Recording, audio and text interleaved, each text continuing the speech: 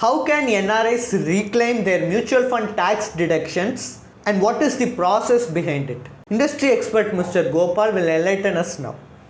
You have to do your computation and find out what is your tax liability, and whatever tax that has been deducted and remitted by your mutual fund company to your PAN account, it will be visible in your 26AS form number or in your annual information statement, that you can take credit in your income tax return.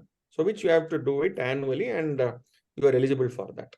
Thanks for your detailed explanation. Are you in search of a personal guide who can remove the stress of handling your finances? Then please feel free to avail our expert consultation. And also you can attend our webinars to gain investment related insights. Both the consultation and webinar are absolutely free and you can find the link in the below description. Please like and share and do subscribe to Holistic Investment.